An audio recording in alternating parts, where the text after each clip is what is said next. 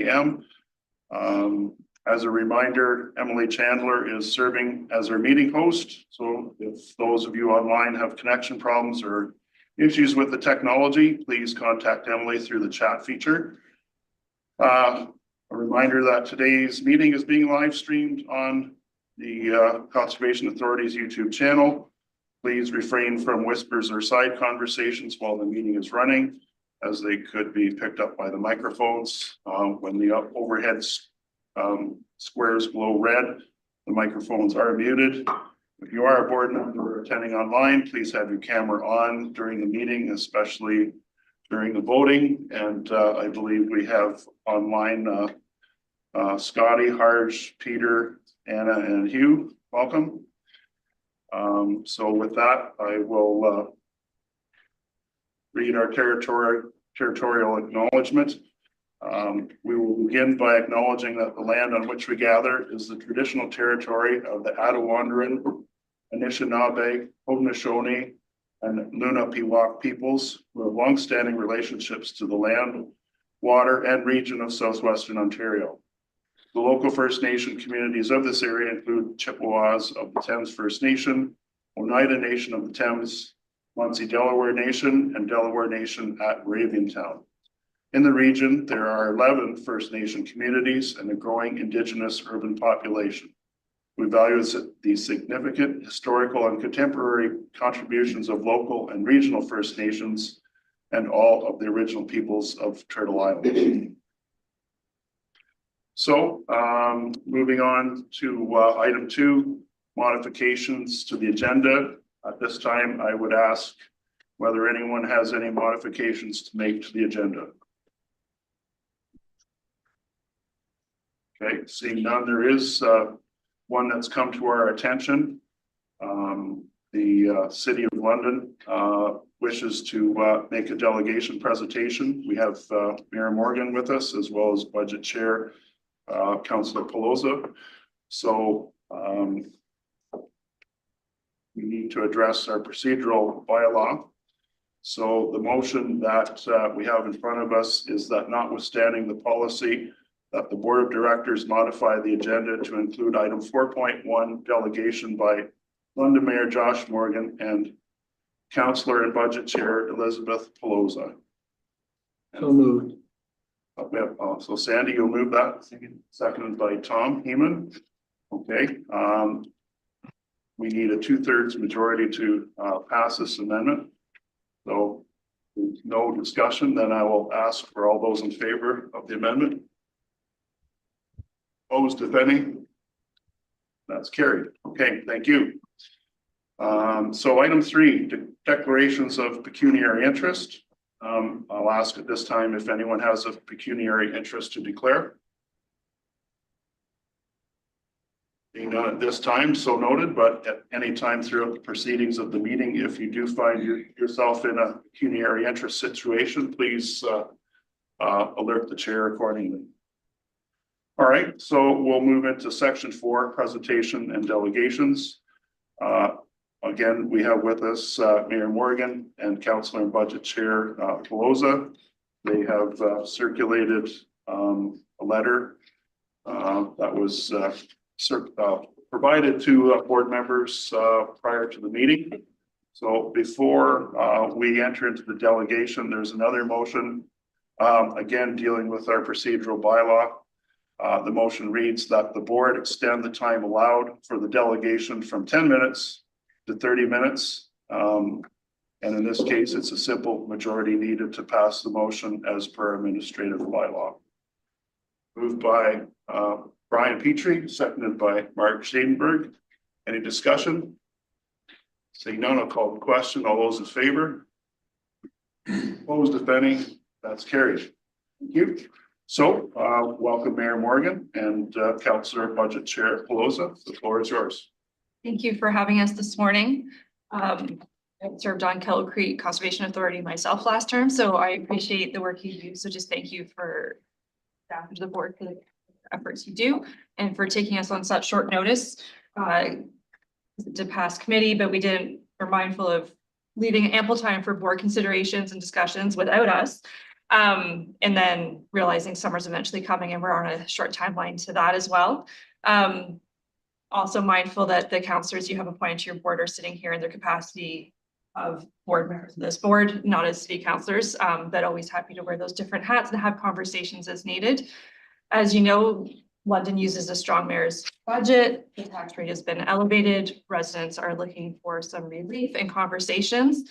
Spending some time, the mayor and I going to the different ABCs of London and area, wanting to make those connections as we don't always get to come out and see you in person. So we're grateful for that. And also to have conversations about budgetary pressures, some things that maybe you could push out, could do now, and also things that you might actually need advocacy for. We have a new provincial government and some different faces around those tables and different portfolios. So I'm going to turn over to the mayor, as I know he's had interactions as well to lead us forward. Yeah, and so thank you. And I want to echo what Councillor Loza said. Recognize the diversity of municipalities around the table as well. I see many people who I know from the watershed area and of course the region. And it's always great to collaborate with you and of course the various representatives of the Conservation Authority. I do want to say a couple of things. One is the situation we have is and recognizing that we are one funder of the authority. But we're reaching out to the boards and commissions to talk about our desire to try to bring the tax rate down.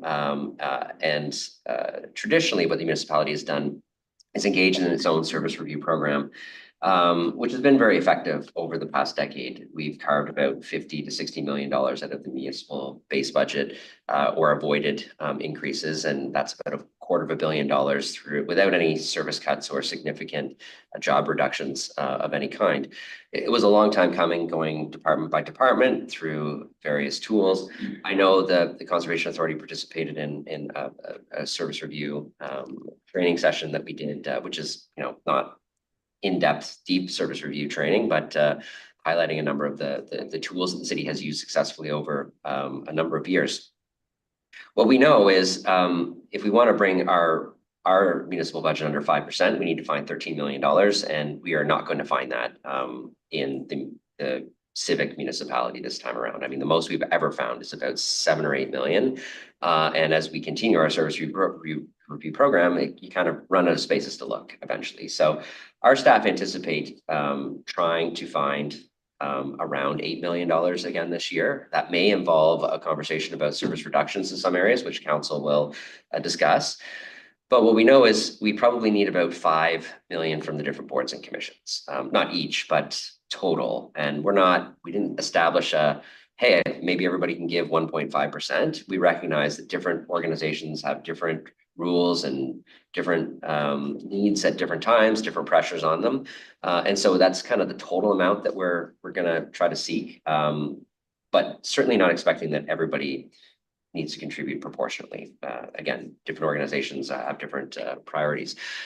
So I also recognize the unique and complex funding structure of this organization, which means you are certainly mandated to do a good number of things, and the number of optional things to do are limited. But I appreciate any way that we can help and assist in anything you can do to try to take pressure off of our municipal budget. That may be a combination of ways that you look at the things that you have to do now versus doing them later, things that maybe you don't need to do or consider not doing, but also the advocacy pieces that I continue to want to be a strong partner on. I know wrote some support letters for the organization when Minister Graydon Smith was asked to allow the organization to basically lift the fee freeze. I'm pretty sure he was a pretty resounding no to that. But I think we have an opportunity to reignite that advocacy with a different ministry now that you're under and different minister. The conversation may be worthwhile to have again with those different parameters. If there are other advocacy positions that the organization needs that I could be supportive of, I certainly would align with my municipal counterparts who are part of this organization and support the work that they may want to do to advocate for different things that could take financial pressure off of the Conservation Authority itself. The other thing that I'll certainly be a partner on is any sort of impacts that tariffs or counter tariffs might have on this organization. I don't know what they will be. I think a lot of us don't even know what they are yet. But we've engaged in a very aggressive advocacy campaign with other mayors of large cities across the country to advocate on two fronts. One, to try to support the work of the kind of Team Canada approach, the premiers, the federal government, to head off any sort of tariffs in the first place. But also a very active discussion about counter tariffs with the Canadian government, because any counter tariffs are the things that we're probably going to, pay more significantly. I mean, the American tariffs can get caught up when goods kind of go back and forth across the border, but it's the Canadian counter tariffs that we will pay. So what we've been doing is basically engaging with the federal government and say, these are areas where you should not counter tariff because we don't really have anywhere to go in the short term. You're basically just making things more expensive when we're probably buying the American product anyways. It takes time to shift supply lines. And there are some unique vulnerabilities that are out there that are likely to escalate costs. I'll give you one example through this work that we've discovered. Although when we do water and wastewater, although the pipes in the ground are made by a Canadian company, the resin used to produce those pipes are pretty much just only sourced in the United States. And so the resin gets counter tariff, the pipes get more expensive, even though the pipes are made here.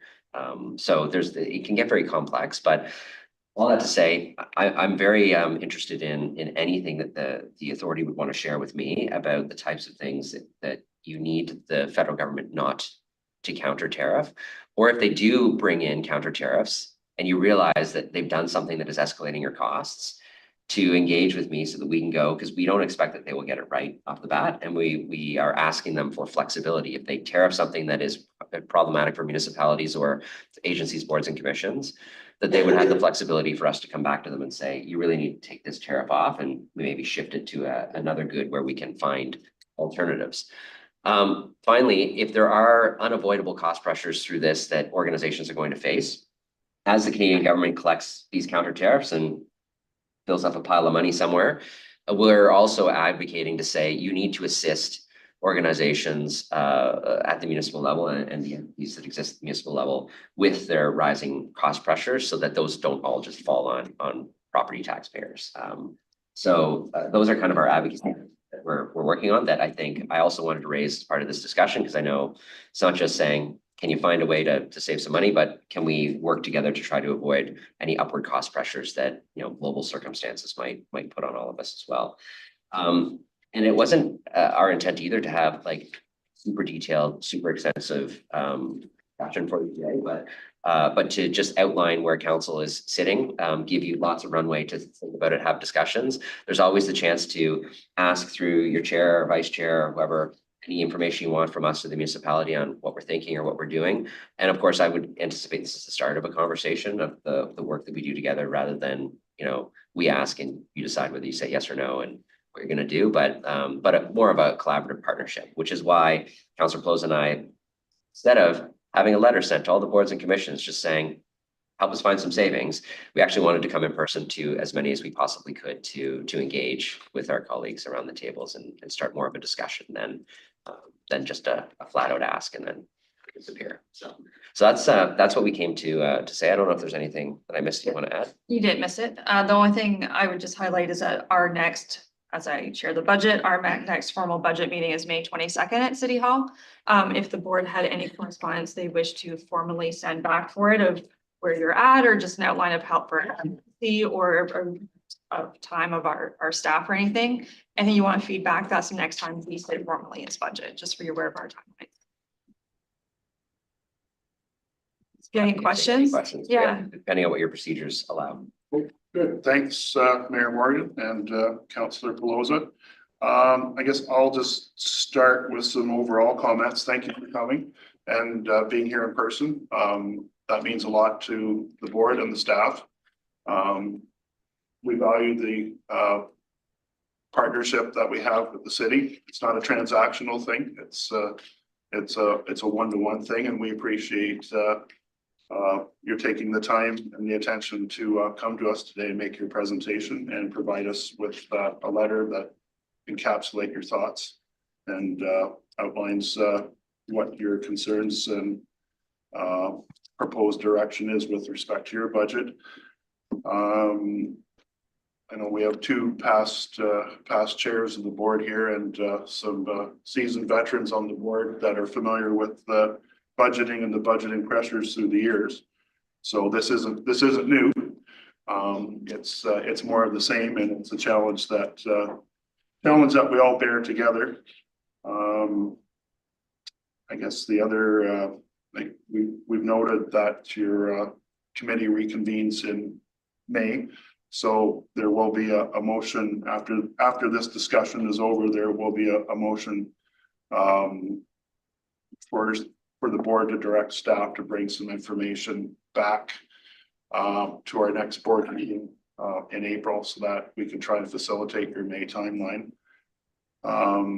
Yes, we appreciate taking the time to discuss possible opportunities and how we can collaborate to examine costs. Advocacy, that's always been a hot topic here at the board as well. The fee freeze, yes, it was a resounding no through the minister's communication. And thanks again for sending the support letter. It was greatly appreciated. Unfortunately, the response back was a resounding no. The minister's directive at the end of 2024 was a resounding no. And when the question was asked at AMO conference in January, twice asked and twice again, a resounding no. So we're not averse to asking a third time. And again, with a new minister in place, we're willing to cooperate in any way possible to ask that question again. The second concern that the board and staff have had, past and present, is cuts to base funding. That's significant. Base funding alone, when 2019 was base funding was cut in 2019, approximately $900,000 impact to date the organization, which filters down to the member municipalities. And going back to the fees, preliminary estimates are in the $400,000 range. Again, very significant. When that impacts the levy side of the assessments made by the conservation authorities to the members in the watershed. And your point is well taken about the tariffs and the counter tariffs. We don't know, same as everyone else, we're all waiting to see what the impact is. So it will be important to get a grasp of what those impacts are, and then be able to quantify that. And then, as you suggested, Mayor Morgan, find out what avenues of relief can be sought for those challenges as well. So those are my overall comments. And as always, the authorities given responsibilities by the province, they're legislated and regulated authorities that we have to adhere to. So be mindful of those responsibilities when we're trying to figure out budget questions. So those are my overall comments. I'll open the floor to board members for any questions or comments that they may have. Brian, go ahead, please. Yeah, well, first of all, welcome. And I can say from experience that Mayor Morgan's always been open for conversation, and that's important. And I think the biggest thing is that you're here early, setting that direction to give people time to do the research and make sure that we can get there. And I think that I can speak from the work when I was chair. This board did a lot and staff did a lot of trying to get our house in order to make sure that we're sustainable. And that's going to really make sure that our increases are not as significant as before, but steady. I think that's a good way to make sure that's a good way to save money in the future. I certainly have a question right now is whether the minister order is still in effect. We're not in the same ministry. We have a different minister. Does that, it's a minister order, was not legislation. So does that even count still? That may be a good, maybe they just, maybe we've solved that problem already by just a ministry switch. But that's a very technical question. I'm sure the government will. But I think, again, the best thing we can do is just work together and collaborate and make sure we can share information. I know from my municipality, that's really our goal too, is to share that information on the ground, how it's affecting our businesses and moving that up. Actually, this morning I was in the office signing letters from local businesses on how those counter tariffs are affecting their business and not being able to get the product they need because there's no other option. So certainly appreciate that. And again, having you here, having come here and make the pitch in person, we know how important it is. You got a big goal ahead of you, and I don't think anybody around the table envies one bit. So. Mayor Morgan. Yeah, Go ahead, Mayor. I'll make a comment on the change of minister.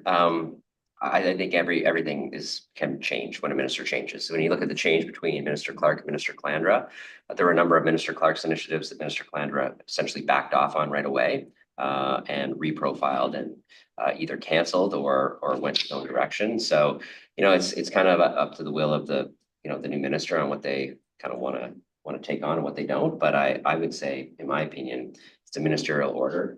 The new minister can set their own direction. And I think that there's always opportunity for conversation, even if the expectation is maybe it's probably still a no, but you don't know. Like people take different evidence in different cases, different ways.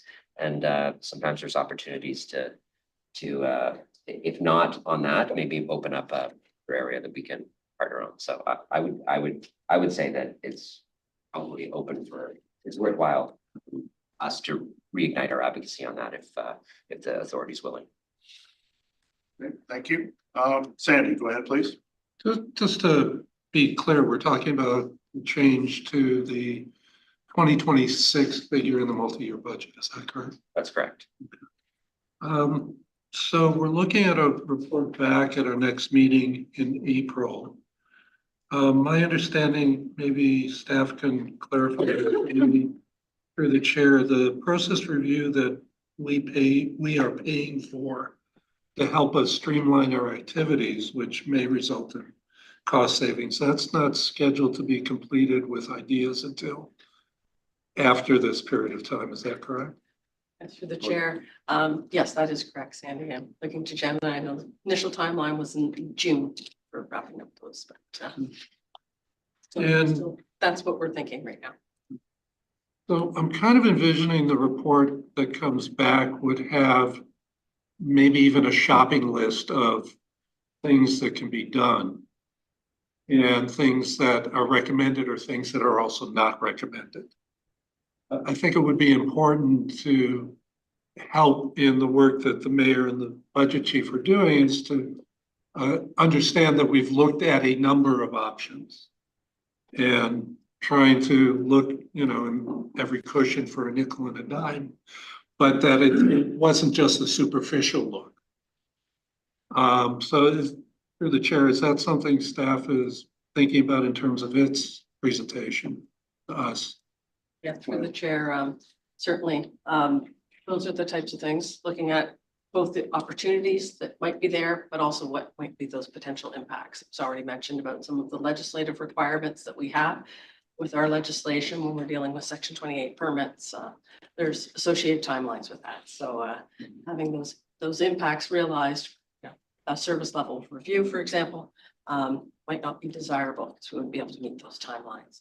But then there's other examples that we're undertaking right now as well with Schoolie Mitchell in our procurement, looking at everything from our uniforms to our fuel, if there's any additional savings that we can find through that process. And some uncertainty with the tariffs and if those will result in long-term savings, but some of those examples of where we're looking under the cushions, as you say. Right. And of course, these are changes that we make as a board affect London's budget, but certainly affect the budgets of the other municipalities because there's ways to isolate London costs, but not all costs, particularly in the category 1 area. Yes.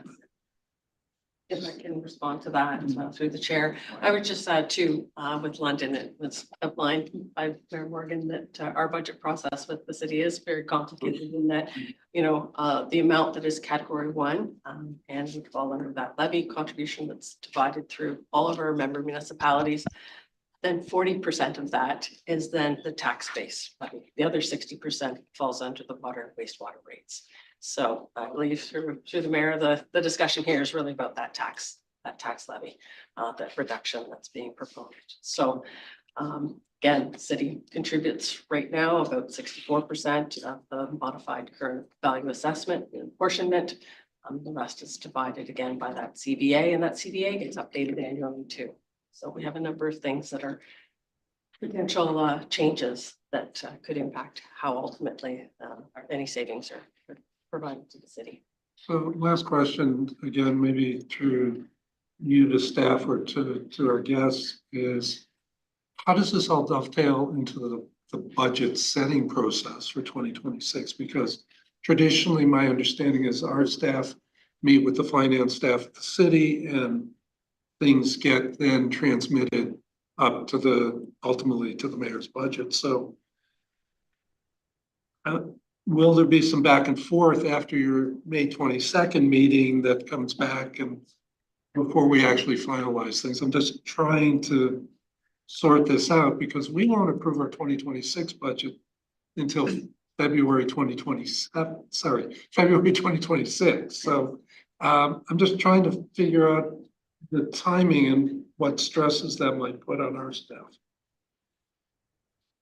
I'm looking as well for some Yeah. clarification on No, that. I can help with that. So, so the way that the new legislation works is, I have to table a budget to council before February 1st.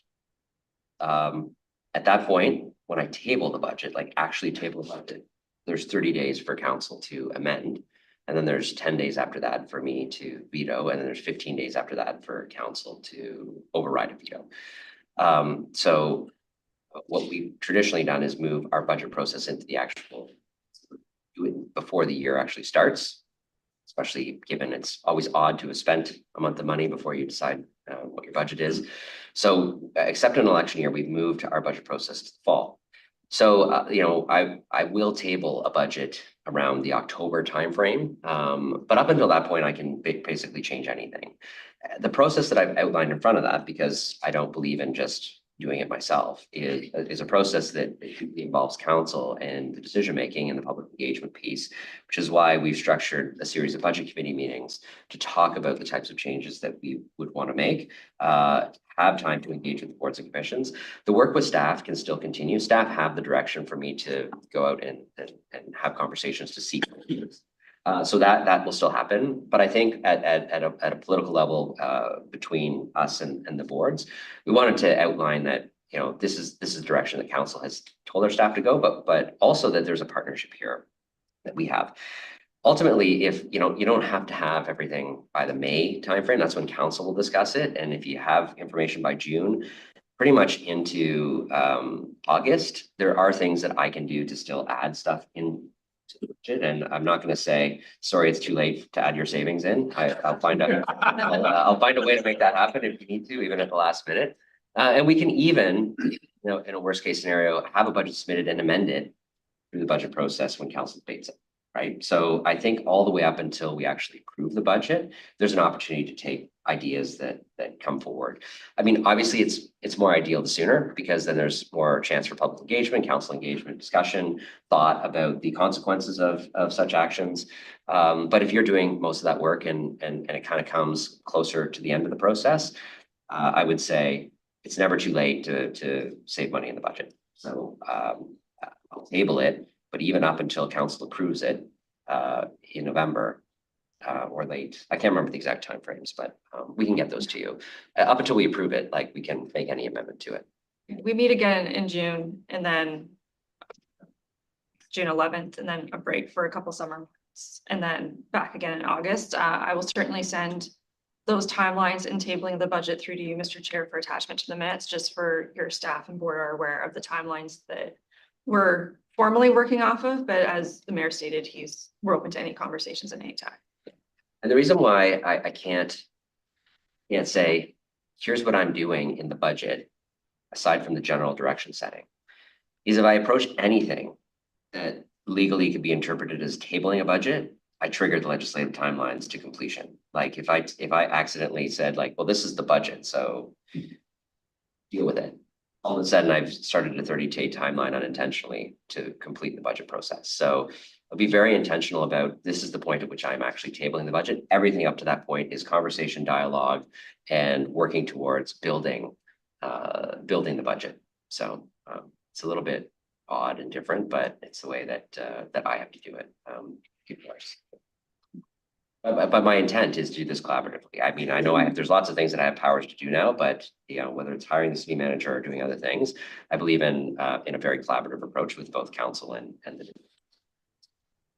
So I guess for my clarification, then there is a bit of flexibility if staff and the board from our April meeting need more time to formulate a response, then there's that flexibility there. Yeah, I think what would be valuable is if for our May meeting, you outline a letter from the authority saying, here's what we're doing, right? And we anticipate getting some results from this program this time, and we anticipate making decisions around this time.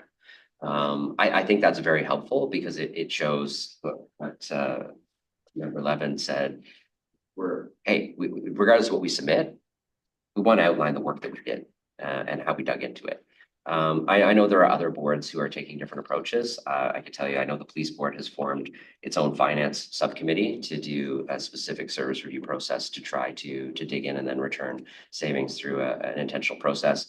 The library is taking a different approach. There's different approaches that different boards are taking to this, and I fully respect how they want to do it. But I do think we desire, even if you don't forward the savings, letting us know that you actually did some deep work considering the types of things that were on your agenda and the consequences, why you chose not to do something. Because I think I'm very interested in knowing the consequences of actions. I'm not just looking for, if I was looking for some sort of weird blanket savings, I would have just said, everybody go find 1.5%. I don't really care about the consequences. I actually care about the consequences, and I recognize that different boards can do different things.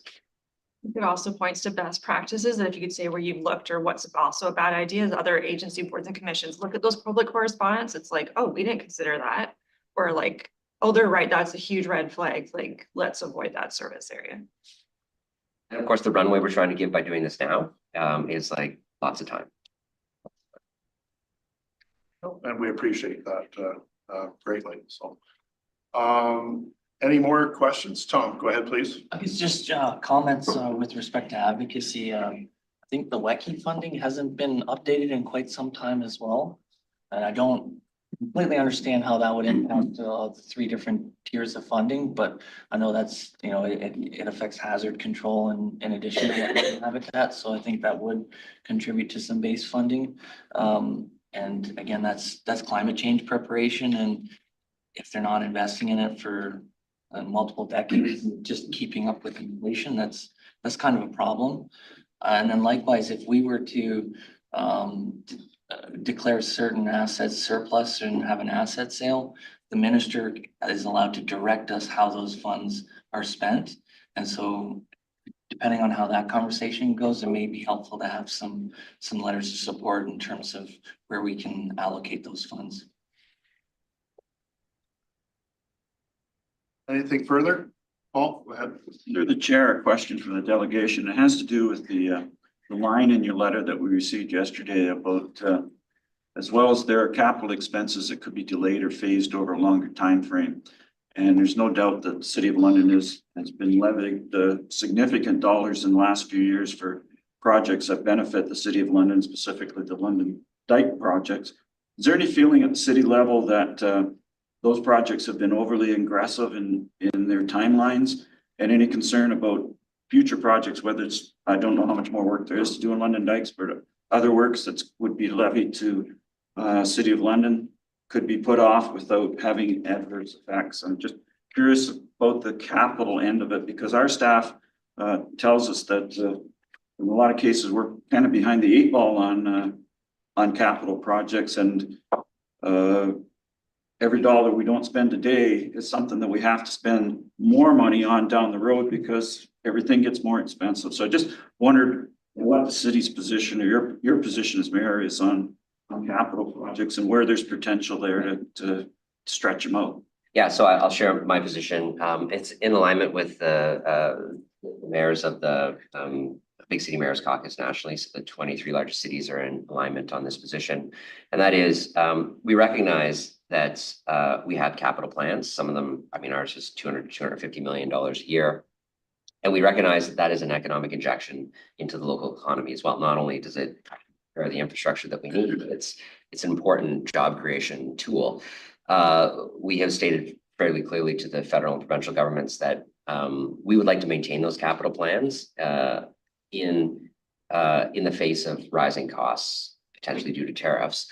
And we need their assistance to do so. So our intent is, if there are rising costs with those capital plans, to maintain them, if we can, and keep that economic injection there. That being said, we have always strategically within our 10-year capital plan said, these are things that we will prioritize different ways. And sometimes we bring higher priority, lower cost projects maybe forward and push some of the more expensive ones into the future. But it is not intended to be solely as a cost savings measure. It's meant to be, the rational reprofiling of projects. Often projects get reprofiled because of the way that federal and provincial governments fund them. We need something that's shovel ready that fits this construction timeframe under this parameter. Something gets pulled up to leverage federal dollars, and something else gets pushed back because we can only do so much so at one time. So the reprofiling of capital projects, we would push some things out to the future that aren't necessary for cost savings in a rising cost environment. But our ideal situation is we receive support from other levels of government to maintain our capital plans. I think in the absence of that support, we would have to make some tough decisions about what to push out and what not to push out.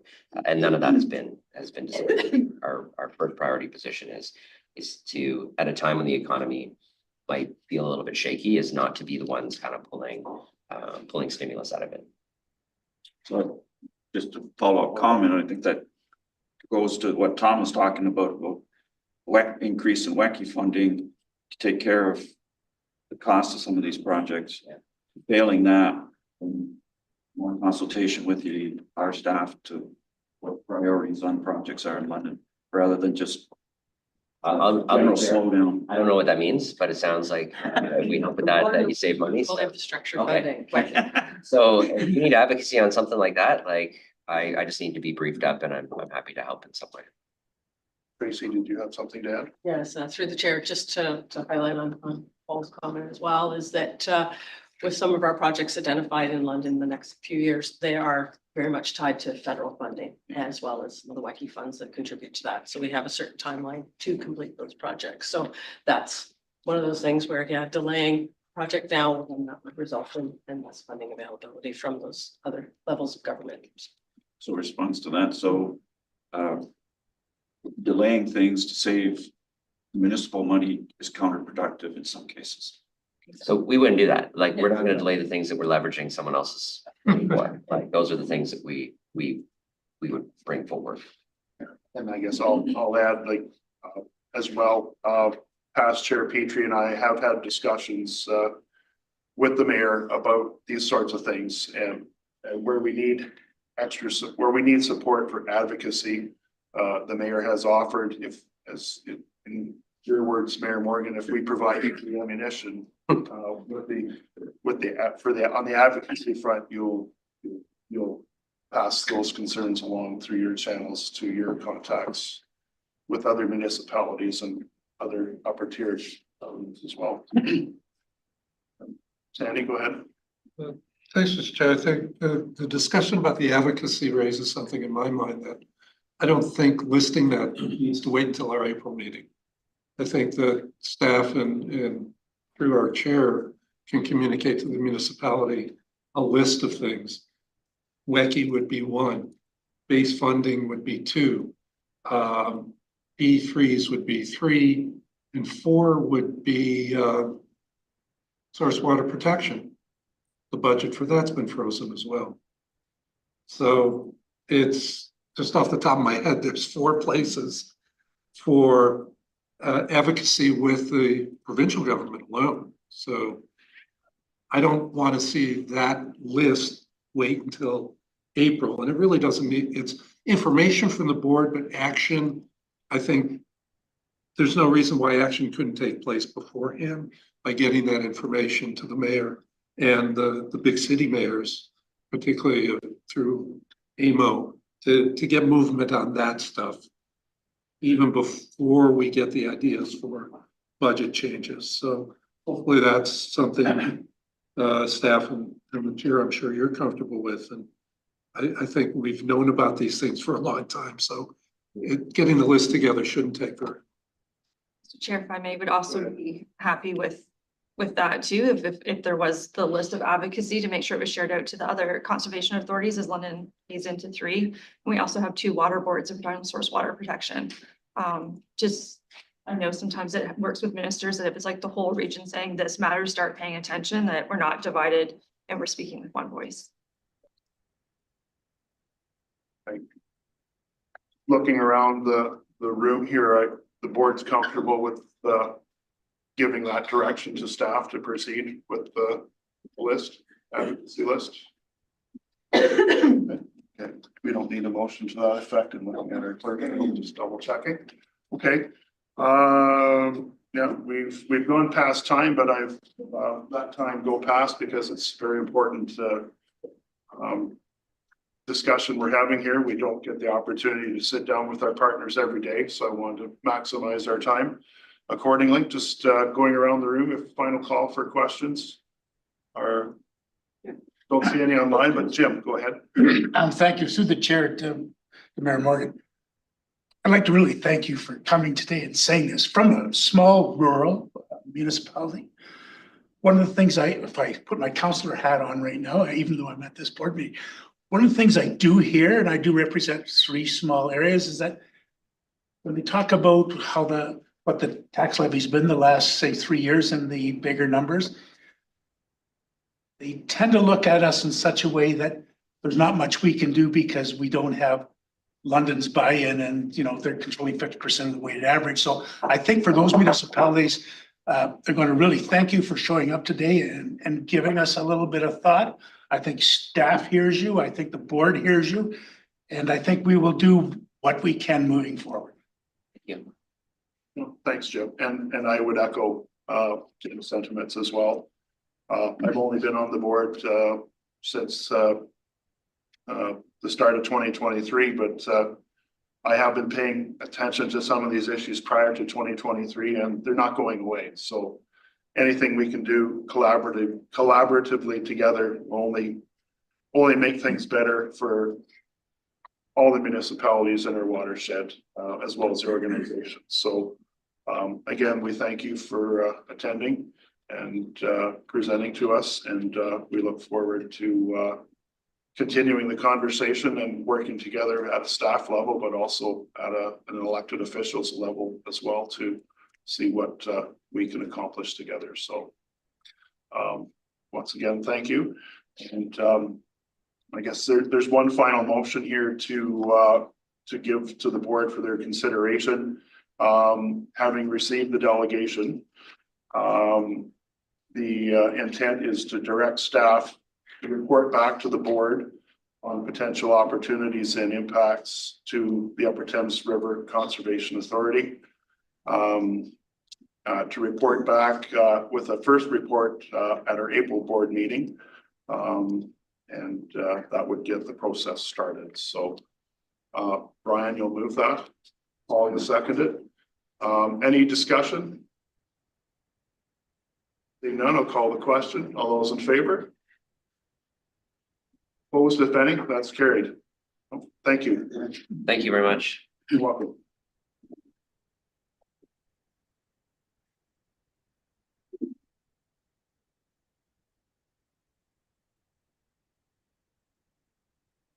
Okay, moving on. We have item 5, administrative business. We have the minutes of the February 25th, 2025 meeting that were circulated in our agenda. Was there any questions about that agenda? Don't see, or any of those minutes, sorry. If not, the motion reads that the Upper Thames River Conservation Authority Board of Directors approve the Board of Directors minutes, including any closed session minutes dated February 25th, 2025. Mover is George, seconder Tom. Any further discussion? Seeing none, all those in favor? Opposed, if any? That's carried. Item 5.2, any business arising from those minutes? I have none listed here, but if the board wishes to bring anything forward. See anything? All right. Next, moving on to 5.3 correspondence. And we did receive one item of correspondence. Tracy, would you like to speak to that, please? Certainly. And I think, thank you to the chair for this letter from Perth County, speaking in support of our stewardship programs. Again, we've been working with the county level, with the CAs within the county to deliver stewardship across that region. Again, I think it's great to have this letter acknowledging the work that we do throughout the county to make sure that we're also aligning and meeting the goals of their stewardship. Thank you to Dean as being on the Ag Advisory Committee and as chair, but also Anna Can, who is their staff resiliency and stewardship coordinator, who has always been very supportive of engaging with our staff to continue these efforts. Thanks, Tracy. Any comments or questions on that?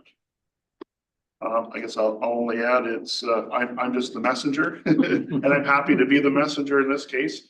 There was a great deal of support, not only from my county council colleagues, but also county staff, as well as the stakeholders in our agricultural working group that really got behind this initiative, namely the Perth County Federation of Agriculture and the Perth County chapters of the Christian Farmers Federation of Ontario and the National Farmers Union. So it's a truly collaborative effort on all levels, and the fruits of that success are starting to be realized. So once again, thank you to everybody for that. All right, moving on. We're into section 6, reports for consideration. And we have the Fullerton Dam environmental assessment presentation and report. I'll just add that Gillian is up there and she's able to introduce the report as well as the consultants who are online who are going to give us an overview. Saying, you guys hear me? Or? Okay, good morning, everyone. My name is Jillian Smith and I'm the project manager from Upper Thames. On the call, we also have Heather from Stantec, who is the project manager and the stream restoration engineer. She's going to be able to share her screen in a minute.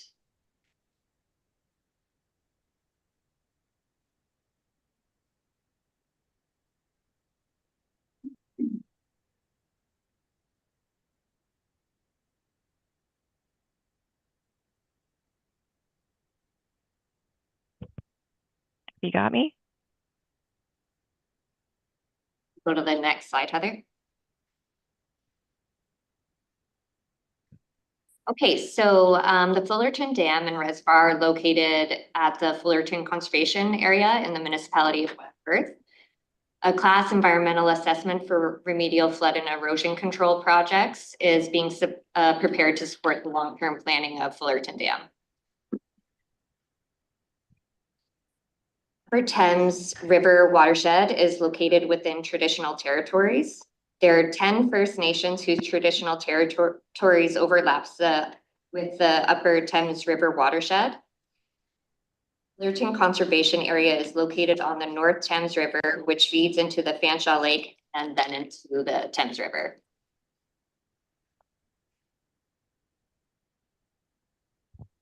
Can you hear me, folks? Yeah. Great. So we have finished most of an EA project for the Fullerton Dam.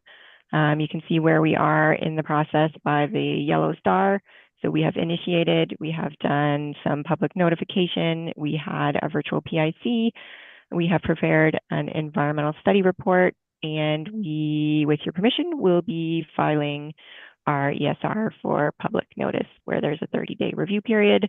we would address any comments that you folks have or that come in during the review period, and then the EA would be final. The Fullerton Dam itself is in the Fullerton Conservation Authority, or Fullerton Conservation Area rather. It was constructed in the 1950s, and it's an earth dam. 2007 study found that the dam has some safety issues and either needed improvements or other action to meet the appropriate safety and stability standards, which is why we are doing an EA to figure out what that appropriate action would be. Working through the Conservation Authority EA process, we are under the category of riverine flooding. So under that category, they suggest that there are a couple different ways to mitigate dam safety issues, including decommissioning and or channel realignment. The preferred alternative will be selected based on environmental considerations, as well as the uses associated with the dam, reservoir, and the rest of the conservation area. Per your standard EA process, we evaluated the site based on a variety of conditions, not just engineering, not just funding. So here's kind of a brief overview of some of the categories under biological and physical evaluation criteria. We also evaluated cultural, socioeconomic, and engineering and technical criteria, trying to incorporate a wide variety of perspectives so that we could evaluate our outcomes. Per your standard EA, one of the alternatives that always has to be evaluated includes do nothing. In this case, doing nothing is not actually nothing. It is trying to return the dam to a safe condition so that it can kind of continue to operate status quo. So it would require modifications and maintenance to make sure that it is in compliance with safety regulations. Currently, the structure is not fish passable and is contributing to thermal warming through the reservoir, which is impacting water temperature and water quality. The total of doing nothing, or rather bringing the dam up to current safety standards, would be about $675,000. And that's kind of a 10-year estimate of immediate repairs and ongoing maintenance. Which brings us to alternative 2, where we would maintain the dam and create environmental improvements through creation of a fish passage bypass. So we would reconfigure the dam outlet. We would bring it back up to safety standards. We would construct a fish passage channel, which is the blue squiggly line visible on the figure there. High flows will continue to spill over the dam. There'll be increased fish passage and connectivity. This does not resolve the risks associated with the dam safety, and it continues to require ongoing maintenance and safety planning. So that's about $1.5 million, including a 10-year maintenance cost. Alternative number 3 would be partially removing the dam and including a fish bypass channel. So this would improve safety by lowering the dam height and reducing reservoir water levels and volume of water behind the dam. It would create a new outlet.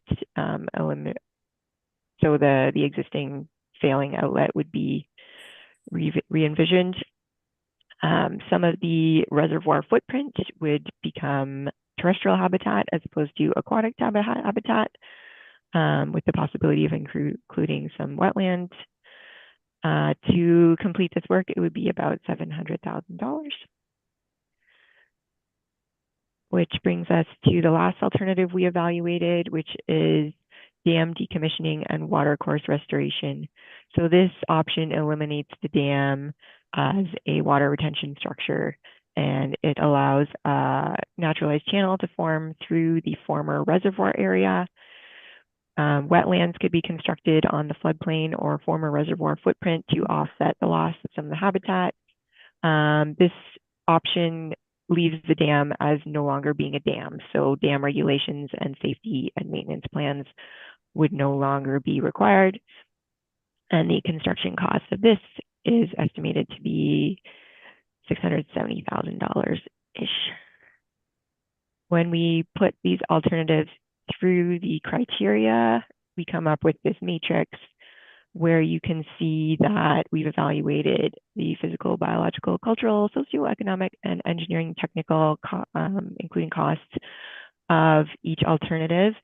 And the outcome is that the alternative 4 option, which is the full dam removal and watercourse restoration, is the most preferred. So this option addresses riverine flooding through the 2 options available to us through the EA, dam decommissioning and channel realignment. It will be able to enhance terrestrial and aquatic habitat. It reestablishes the natural function of the watercourse by eliminating the barrier to flow and fish passage. It will improve the water quality by removing the reservoir's thermal warming contributions, and it has low ongoing maintenance and safety costs into the future. So we evaluated mitigation measures and environmental considerations that should be taken through into further design or construction considerations, evaluating many of the same categories that we did through the EA. And a lot of this would be standard: watch out for your fish windows, watch out for your vegetation windows. And then I'll note that there's a bit of social there because there was a trail crossing the old dam, so that may be missed if it's removed. So there could be a new trail crossing established during future design phases. Which brings us to the end of our presentation. As I said, with the board approval, we will proceed with filing the environmental study report and issuing a notice of completion. And the next step would be to move the project into detailed design. Okay, thanks, Heather. Jill, or Chris, did you have anything further to add to the presentation? Just if anyone has any questions. Okay, at this time, I'll open the floor to questions. Sandy, please. Actually, I'd like to move the motion so we get to this to post. And assuming it clears that 30-day window, trying to get a little bit of clarity on the next to last paragraph in the report. So we didn't get WECI funding for this. So are we proceeding with detailed design this year or delaying it another year? I'll put to Tracy or staff to answer. I can jump in on that. We've got included in our budget in 2025 budget some initial design work without WECI funding. So that is budgeted. We would proceed to go after WECI funding for subsequent design and study works to be able to keep this project moving towards getting it to the point where it could be implemented. Okay, but yeah, not being an engineer, not doing detailed design work, this, if you start and then stop, is that a problem? Or are you going to wait and do detailed design in one fell swoop? We need to get to the point of being able to have something that's constructible. That's our goal here. And so it's not likely that work would happen in any one funding year. So we're keeping that ball moving basically towards getting to something that could be implemented. It's important that we can refine the project to get to something that's implementable, basically. Thank you, Mr. Chair. I guess as a supplemental to Sandy's question, then Chris, the project would be staged in such a way that it could better accommodate the timing of funding coming in, so that there's a logical stopping point on a stage that wouldn't expose the project to risk while waiting to recommence if it had to come that way. Yes. Okay. Okay. All right, Brian and then Mark. Thank you, Mr. Chair, through you. I just want to Council of West Perth did pass a resolution, which is in here, and they're saying that in the event of 75% grant funding is achieved. My question to staff is that, do you believe that's a achievable target to, even as WECI's only 50%, but my concern is that we did see costs in there of $430,000 for a day of safety review. There's some cost benefit analysis there to do something that's permanent. Do you think that's achievable target to be able to achieve for funding? I think that's a challenge, but it's a challenge that I would hope that our staff are up to trying to work towards. WECI funding is not guaranteed. These projects are, these types of projects are a lower priority project and often don't get funded from WECI. So even assuming the WECI funding is a bit of a wild card from year to year. But we've had some good success going on after other funding sources, especially for the preferred alternative. Which is what that's why it's important that we get to something that is, I heard the term earlier in the meeting, shovel ready. So that we've got something that we can actually shop around and see who would be willing to contribute to what parts. And a lot of those parts are not the initial stages. It's the naturalization, it's the community involvement, it's those sorts of things where we likely be able to get additional funding beyond our contemporary municipal and or WECI funding for these. But it does set us up for a challenge to meet that, especially when we're out of the blocks, working on design at 100% municipal funding without having WECI in place. Hence the reason of trying to stage it as well, gives us the opportunity to come back again next year and complete it with hopefully WECI funding, and to sort of shift that balance to getting us to something that could hopefully meet that lofty goal of 75% grant funding. I would like to add to that too. We do have a number of places we would be reaching out to that we already have in mind once we get to the detailed design and ready to complete the project, or start the project, I should say. And then the cost for alternative 4 is quite like it's actually cheaper than most of the options. Except for number 1, which does have the 10-year projected at a higher cost than number 4. So, but the short-term number 1 is the cheaper alternative. So in the long run, number 4 does end up being a good investment. And if I could just jump in and add to that as well, just to point out that all of those other alternatives would not be with any guarantees of funding.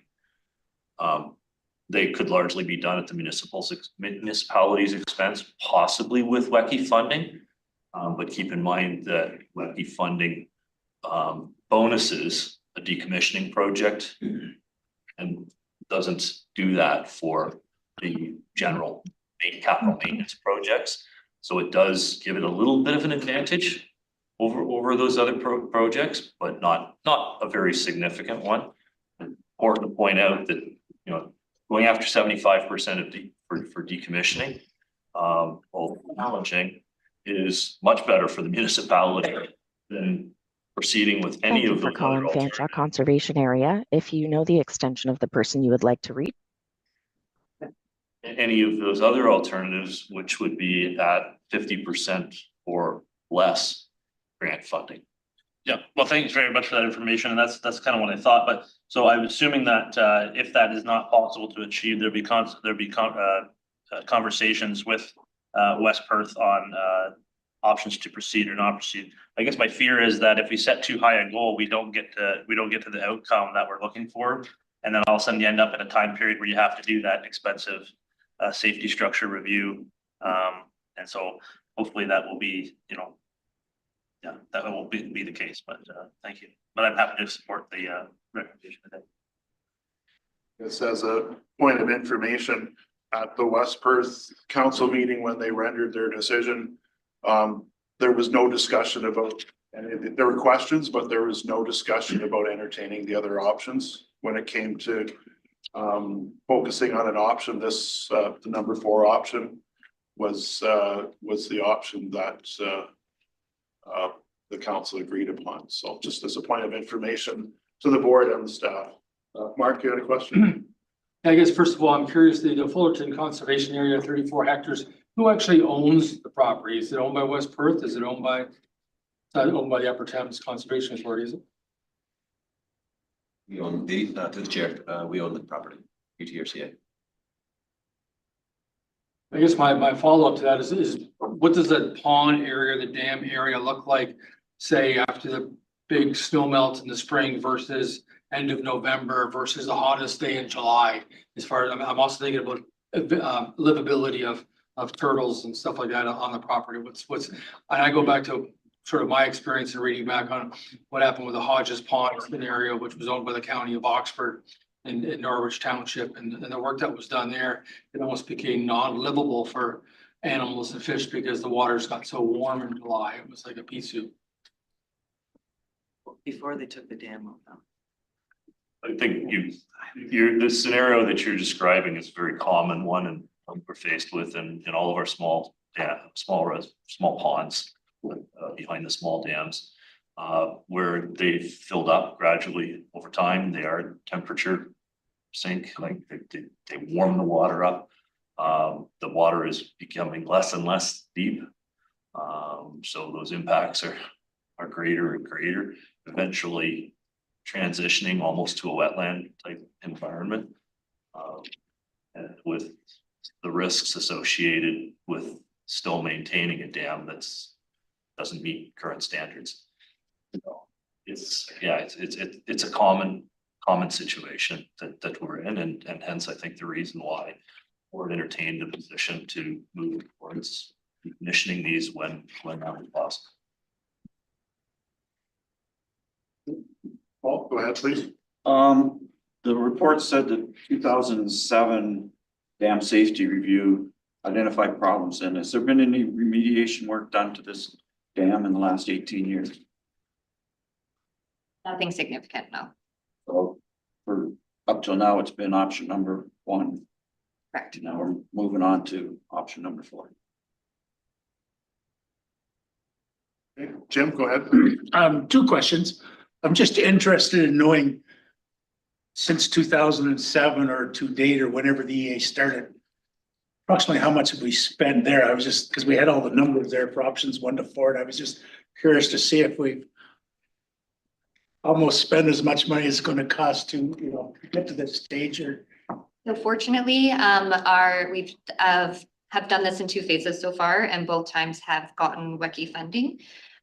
So the total cost has been about 130,000, with West Perth paying half of that. If I could just roll that back, because you were kind of going back to before we got started on the EA, actually, the Conservation Authority undertook a lot of background work that went into this. It had to be updated and reviewed and all that sort of thing. But I think that's the more recent cost. I don't have the numbers for the rest of it. and that's probably answered my question. So it's not as significant as what I envisioned. I point out that the costs of getting the EAs done are getting more and more and more expensive, and they are very significant. And I did, if I could follow up, I had one other question. And when you looked at going with option 4, which I can completely understand that, does that have any impact on the inflow into Wildwood? In the wells, is that what you said? Into Wildwood, no? Oh, okay. Okay, any other questions? Looking to our members online. See anything? No, okay. Don't see any more questions, so I'll read the recommendation first. It is recommended that the board endorse the environmental assessment study, including the preferred alternative, and approves proceeding with final posting of the class environmental assessment for consultation. Sandy has moved that as a recommendation. Is there a seconder, please? Tom, you'll second that. Any further discussion on this item? Last call, any further discussion? No, okay, I'll call the vote then. All those in favor? Opposed, if any? That's carried. Thank you. Item number 2, or sorry, 6.2. Is our Indigenous engagement discussion paper. I believe we have Teresa here to provide that report. Tracy's gonna do the intro. Okay, sure. Some of the questions might come back either to Teresa or Tom and Tara, who are in the room as well. Okay. But really, looking at our Indigenous engagement, you can see from the report, the tables provided, it's something that we've been doing for quite some time. But going through the watershed strategy and the land strategy, it really highlighted the need to have something a little bit more formalized. And how we embrace our Indigenous engagement, how we're recognizing the calls to action, Truth and Reconciliation Committee report, and really bring a resource to all staff. So everyone has that understanding. That's the first part of it is that knowledge sharing, and then further to have something in writing as a strategy moving forward. So this is kind of the first phase of a discussion paper, getting input if we've missed anything here, so that we can go then and write that strategy. But as mentioned, when we're talking about Indigenous engagement and our knowledge, we have a few staff who have a lot of knowledge, but we have a lot of new staff as well that need to have that same understanding. So we have budgeted some money in this budget already for that. And as well, conversations with the general managers who are part of our region, the Lower Thames Valley, as well as the St. Clair. We're all part of the same drinking water course protection region, wanting to collaborate on that training and operate all staff within the 3 CAs. So just a little bit of background there. And if you have any questions, of course, we have staff in the room that can answer them. Okay, thanks, Tracy. Skylar, go ahead, please. Sure, thank you. And I thought it was a really well done report, and I look forward to all the actions associated with it. I did have 2 questions. I am wondering, I saw that one of the items would be training for staff. So I'm wondering for the board, if there's any opportunity for us to have I don't know if we have the time for a large training, but perhaps a small training or an opportunity for us to learn a little bit more as well. Yeah, through the chair, that was something that was highlighted when as the GMs that we felt that all of our boards would benefit from that too. What that looks like yet, I don't know, but glad that you mentioned it today, and we'll pursue that too. Great. And then one follow-up question as well through the chair. I'm just wondering, additionally, one of the items I find when I discuss various reconciliation options with Indigenous partners is the concept of land back. And given that the Upper Thames does own some land, I am wondering if that also has been a discussion point as well. I didn't notice it in the report, so I'm not sure. Maybe I skimmed it. I'm looking back to Tom and Tara. I don't think it's been raised as a specific issue that's been raised with our partners yet, but certainly how we manage our lands. And that's why it was something that was highlighted that we needed to do some more investigation when we undertook the land strategy. And I can just speak to that a little bit more. We do to the room, Tara. Sorry, hi, I'm Tara. I'm the water enterprise coordinator through you, Chair. We do engage. Come right up. Oh, into the room. You hard to hear back there. Sorry. Usually I'm loud enough. You don't hear. Yeah, we do engage already with a number of our First Nation partners on looking at lands and using them for ceremony, helping them with some of their cultural needs, requests, some of their hunting traditional uses of the land. And I think this process that we're talking about, if we get to the point where we do an engagement strategy, that will be a conversation we'll have at that point, is what do you see as being beneficial for both of us to work towards? So. Thanks, Tara. Anything further? Yeah, just provide a little bit of comments. I think that's wonderful. I think it makes sense to have a discussion first before offering that as a potential item, but I would say, in my opinion, I wouldn't be adverse to a discussion on that in the future. So, thank you. Okay, thanks, Skylar, for bringing up that perspective. Any further questions, Paul? Through the chair, Tracy, you mentioned that there is money in the budget for this. So what's total dollars? How's it broken down? And what part of the budget does this, Yes, thank you through the chair. We certainly recognize that we had a training gap last year, so we did put about $15,000 into training, and that's our contribution. There may be additional amounts provided by the other CA. I mentioned that we've talked about collaborating on that part of it. We've also included some staff time. So we recognize that through the implementation of the strategy, and that's where it's kind of budgeted, is in that line item that is our watershed strategy implementation.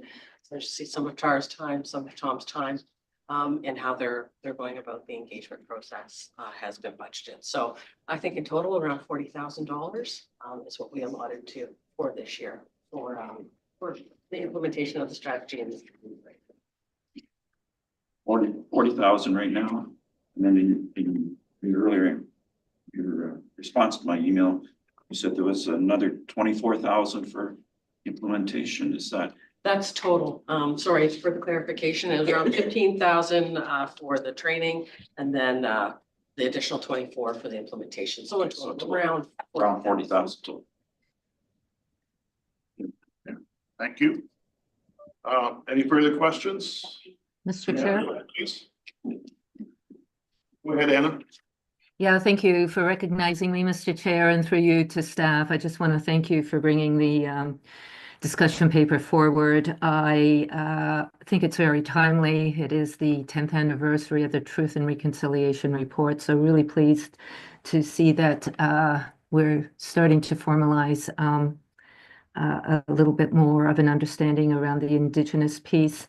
I just want to follow up on what Skylar's comments around training. I think it's really important. I was at an AMO board meeting last week where we were given some training and heard a presentation of from the Indigenous community. And one of the big things, one of my big takeaways from that presentation was that the Indigenous piece should be a complement to our process.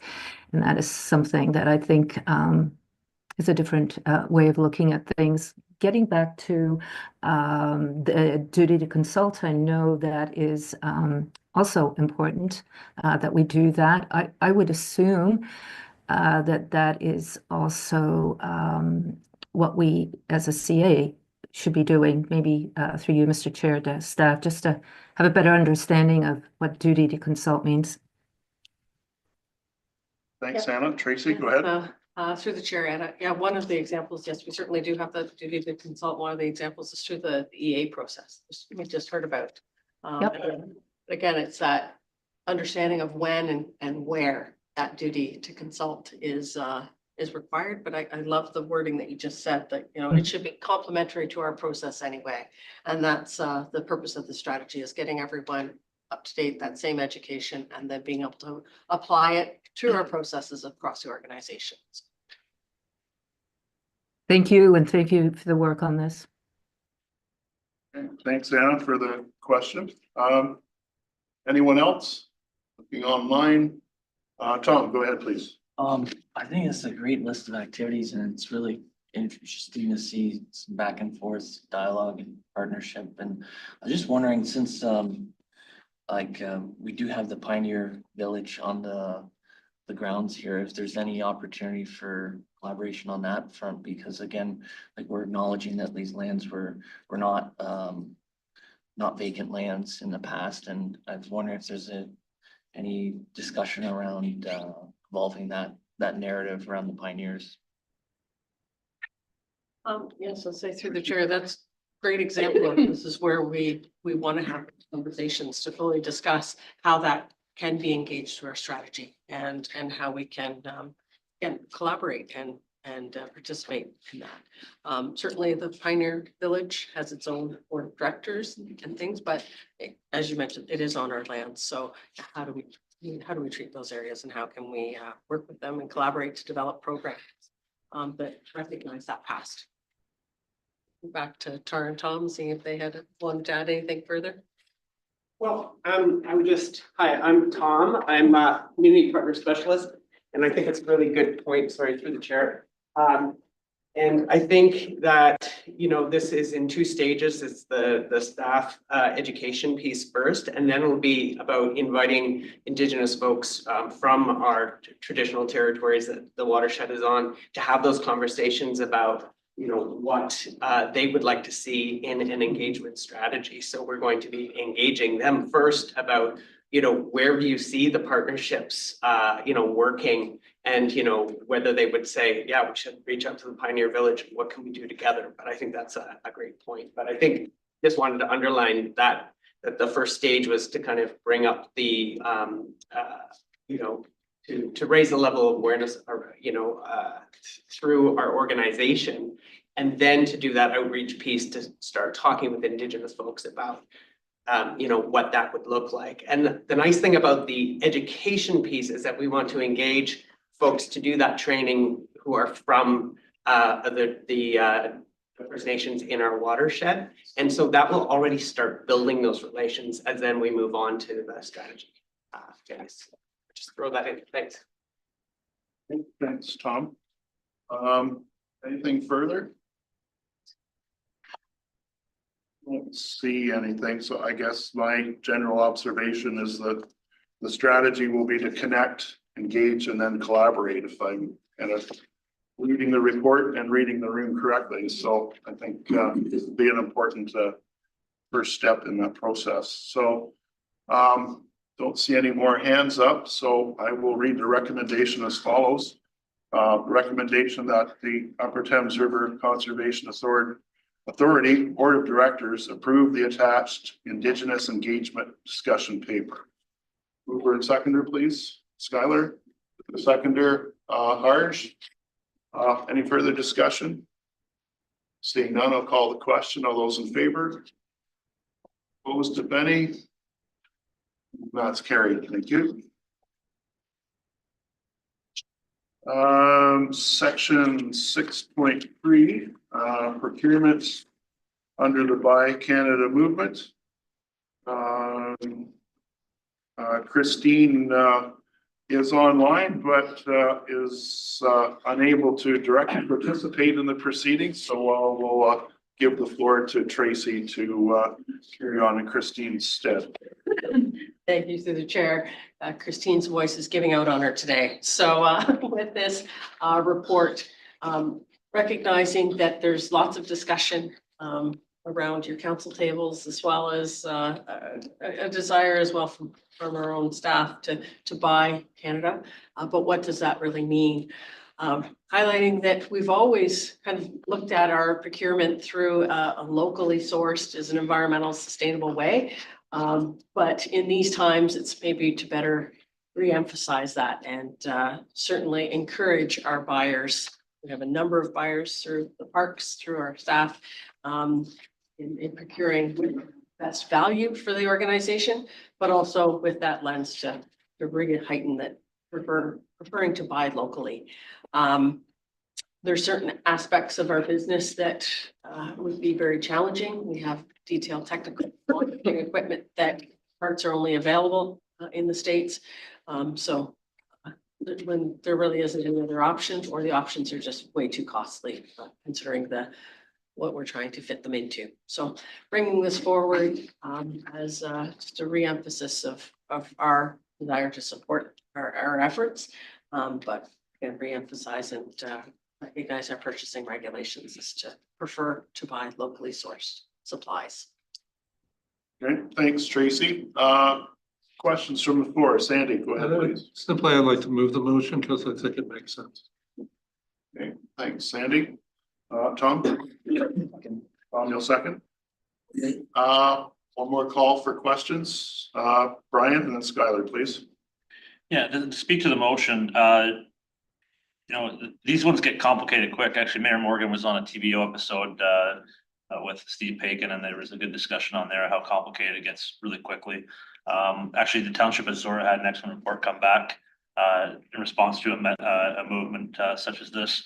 And so it is one of those ones of what is Canadian and what does that look like? Certainly, I'll give an Ingersoll example where we have Dot Foods, which is a proudly owned American company, but they employ Canadians and they are great to our community. And I consider them Canadian because they're part of our community. So my fear in all this is that we have great relationships everywhere and we have great people. And what I don't want to do is just, I don't want to get in a situation where which is, I think what people are trying to do is turn America against US and sorry, America against Canadians and create that animosity that doesn't need to be there. And so I think we need to take a very balanced approach. It is always good to shop local as possible. But at the same time, we just heard there's budget constraints and it really gets complicated at every level that you go down in there. And it could end up affecting Canadian jobs here. So as long as it's a measured approach. The one thing I did notice in the background there is that there's a number of people, I believe the numbers, there's 60 people. 50 people are registered to procure at the UTRCA. Is that staff that can procure items? Yeah, so that may be something I would like to see in the future. Maybe it's time for centralized procurement officer or something like that to try to ensure that all those items, that's a lot of people to train on procurement and it gets very complicated. And maybe that's an area where it makes it easier if it's centralized. And maybe that's something we can work with our member municipalities on as well, see if they have the opportunity. But again, it gets complicated. It's certainly a good message. We certainly want to support our neighbors and what they do, but sometimes our neighbors rely on others for things to be able to do their jobs. Okay, thanks, Brian. Any comment from staff? Go ahead, Tracy. Yes, I'll just add in that, although we have 60 procurement officers, we do belong to a buying group. And some of those procurements are all from the same source. So as well, we're looking at the review of our procurement through the Schooley Mitchell report. So we're looking at any additional group buying efforts through everything, fuel, uniforms, and all those sorts of things. So we'll be able to report back. Okay. Follow up, Brian? No, okay. Skylar and then Paul. I want to say good coverage in the news on this item. And then additionally, I am just wondering if, I know that it will be somewhat complicated to pull it out, but is there any way of tracking financially the impacts of tariffs on us? Like at the end of the year, could we say we spent an extra $20,000 due to tariff? Is there any way to track that? Through the chair, I'm interested to look at that. I don't know how complicated that will be though. So when I think we're still having challenges, even understanding where the tariffs might be. So yeah. Again, as the mayor pointed out, some of the challenges just with the piping, that might be some of the same instances that we run into. Paul, go ahead. Yeah, I'm strongly in favor of this recommendation that we tweak our policy to read prefer local supply as opposed to prefer Canadian supply. I'm glad that Brian referenced the Zora report that we got out of council meeting last week. I know Brian watches our council meeting when he wants to improve his knowledge on. I think you watch Ingersoll. Anyway, I couldn't resist that, sorry. Anyway, the information in that report was that our staff went back to 1999.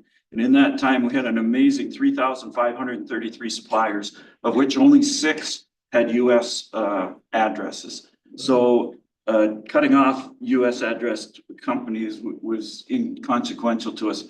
But as referenced by previous speakers, it's the integration in our two economies. How do you pick out a supplier that is a Canadian subsidiary of a US company? How do you pick out a supplier that may be fully Canadian, but accesses their material or their equipment from the US? So that's just a nightmare that's not really possible, and the work involved is way beyond any benefit we would get out of it. So the 8 points that are in the report referencing challenges to implementing the Buy Canadian policy are very valid, and I fully agree with them. Personally, I think it's great to see the renewed Canadian nationalism after 9.5 years of being told that we don't have a history and being ashamed of our history. I think that's a good thing. It's unfortunately, it's taken Trump's tariffs and taunts to bring that out. But I think that the best solution is that we implement policies to buy local, not to do symbolic gestures by saying that we're not going to buy US. So as I say, I fully support the recommendation as it presented. Thanks, Paul.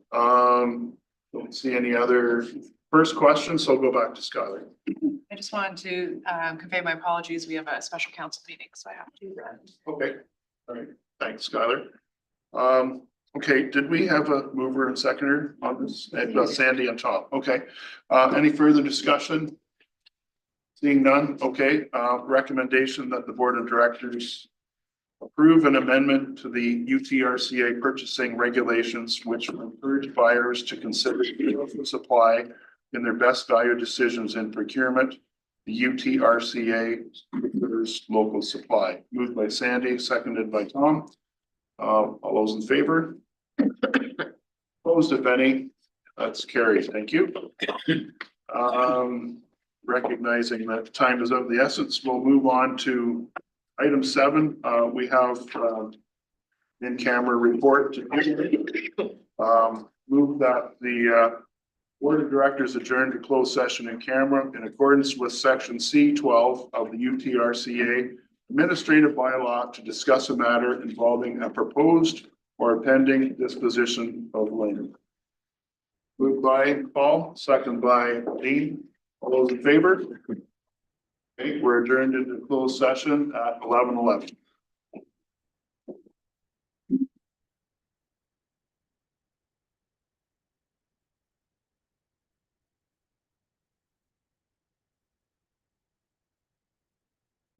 To signal the live stream is up.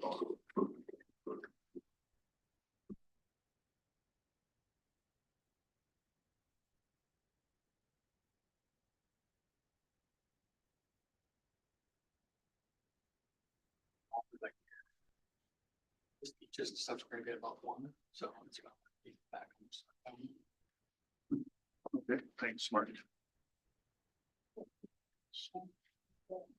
Oh, I think she's just wanting to inform staff to come back in.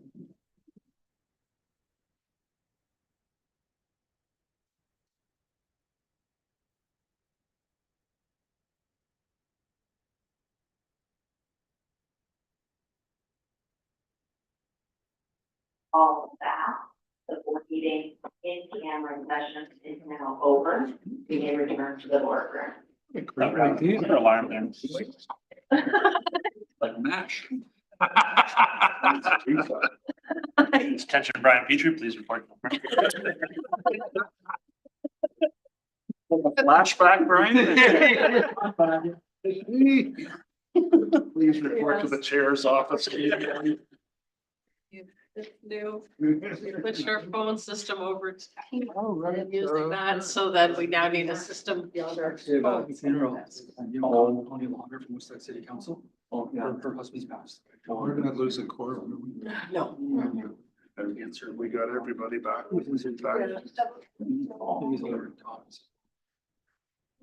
Give me the wave and. Start. More important than meetings. Well, I wanted to make sure I stayed close. Real estate talk. Ready to go? Okay. We're back into live session, open session 11:48. So coming out of closed session, rise and report on session pending disposition of land strategy implementation. We've had a good discussion, and now the recommendation is that the board of directors receives the report for information. Brian, Jim, seconded by Scotty. All those in favor? Opposed, if any? That's carried. Thank you. All right, so now we will move into section 8, reports for information. Gotta get back on my other stack of paper here. So 8.1, administration and enforcement, section 28. Look to Tracy and then to Jenna as well for that report, please. I think if there's any questions, John's available to answer them. And Joe, he's back in the room now too. Sandy, go ahead, please. I just want to mention, I understand from staff that we're recruiting the position. Somebody has left us recently, so again, we're struggling with the job environment where people are finding other jobs because it's a competitive market. And hopefully that doesn't affect the workload too much, but I know it will. Okay, thanks, Sandy. Any other questions, comments? Don't see anything from staff? No. All right, thank you. So the recommendation we have before us is that the board of directors receive the section 28 status report for information. Mover and seconder, please. Sandy, seconded, Scotty. All those in favor? Opposed, if any? That's carried. Thank you. Moving on, item 8.2, project status updates. Tracy has that report for us. Yes, thank you to the chair. We're able to get a preset after the AGM, picking a number of the items off that were heavily completed and really highlighting some of the report backs to the board. Not as many the legislative requirements this term, but getting our forecast out for the next few months. So I need to bring reports back. You know, we're a little bit delayed on a couple things, but some of that staff schedules gone into that. So, yeah, that provides information that helps the board. Okay, thanks, Tracy. Any questions for Tracy on that report? Around, don't see any. Okay, if not, we have a recommendation that the board of directors receives the report for information. Moved by George, seconder, Jean. Any further discussion? Seeing none, all those in favor? Opposed, if any? That's carried. Thank you. Item 8.3 on our agenda deals with the health and safety annual summary for 2024. So we'll look to Lucy here to start and Jennifer to follow. Jennifer's with us. Welcome. Thank you. So if I could just bring your attention to page 4 of this report, there's some changes and updates I'd like to address before we get started. And they're good news. On page 4, we talk about our goal for the program for next year. And we talk about identifying 3 topics for the Health and Safety Excellence Program. In the last few months, WSIB has changed the criteria for selecting topics and a little more stringent on exactly what they're looking for. So I met yesterday with them. The 3 topics that we identified, the hand safety program, the contract management program, and the evacuation plan, do not fall into that criteria. Doesn't mean we as an organization don't still need to have those things, and I've got those on another list, I guess, of topics that we as an organization should look into. But that also means that we are looking to select 3 different topics to continue with the WSIB. I just wanted to bring that one to your attention.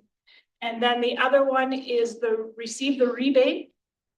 So you might have heard in the news, WSIB had about a $2.5 billion surplus, and they distributed that money to agencies that met criteria such as obviously paying our premiums, not having fatalities or serious injuries, in compliance with the Act, those sorts of things. So we as an organization actually received $176,000 and $124.70, sorry, as opposed to what I typed up there. I'm not sure where I was that day. Being bashful, I guess. So. Otherwise, if there's other questions that people have with respect to the report as a whole, I'd be happy to attempt to answer. Okay, thanks, Jennifer. Any questions for Jennifer on this report? Sandy, go ahead, please. Not really a question, but this is, as I understand it, Jen's last meeting before us as a board. Jen's been with the authority 30 years, as you might remember, because she got her 30-year award. But not only has she helped us with health and safety, and as a result of the good work of her and her team, a very large rebate. And also for a number of years, she was supervisor of all the conservation areas, and I don't even remember what she was doing before that. Yes. So it's really been a privilege to work with Jen, because she is representative of the kind of people we have working for us in this authority. So she will be missed. Just wanted it to be shared with the board that recognizing all the hard work that you've done and the very positive outcomes that are going to be your legacy after you've left the organization. So thank you, Jen. No, thanks, Sandy, and I think we would be remiss if we didn't show Jennifer our appreciation for her service to the organization. Thank you very much.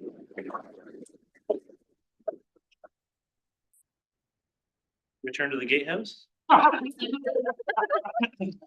I just tell you a quick story. So my first introduction to the board of directors was in the gatehouse at Wildwood, and this lovely gentleman came in and said, "Hi, I'm here to take a drive through my favorite park." And me being the great customer service person that I am, said, "That's great. That'll be $5, please." And the gentleman laughed. He had this great laugh, and he said, "Oh, I'm sorry. I should introduce myself. My name's Hugh Monroe. I'm part of your board of directors." $5. And I said, "That's great. My name's Jennifer. I'm new here, and I was told nobody gets by this gate without paying for it." So that was the start of introduction to the board, because Hugh was very, very good at explaining who the board was and what you did. And also a really great lifetime friendship there that was established. So thank you to the board for your support over the years. I really appreciate it. You're welcome, Jennifer, and best wishes in your future endeavors. Okay, Still come to And now we give all the members mirror hangers, so we don't have that problem again. Make sure you're displaying your mirror hangers that you received today. I'll never go through the front gate the same way again. All that story, and remember to have my mirror hanger available. So, thank you. So, if there's nothing further on that report, then recommendation that the board receive the following report for information. Mover Jean, seconded by Jim. Any discussion? All the question, all those in favor? Opposed, if any, that's carried. Okay, so we're now down to 8.4, administrative review officers, ARO discretionary policy decisions. This is the quarterly report. We have Joe authoring the report. Floor is yours, Joe. Go ahead, please. Thank you, through Mr. Chair. I guess this is just in follow-up to the board direction on the ARO discretionary powers. I think the objectives of what we tried to achieve by doing that are evident in the report. There were certain circumstances that we felt the prohibition policies were complicating planning application processes that ultimately were meeting minimum provincial standards, meeting the regulation, but our policies haven't been reflective of those changes. So there's a small handful of wetland applications that have been considered, as well as 2 applications under dry access standards.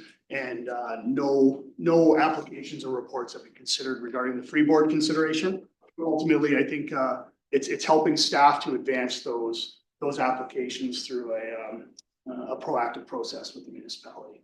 So I'm happy to answer any questions or with the report, but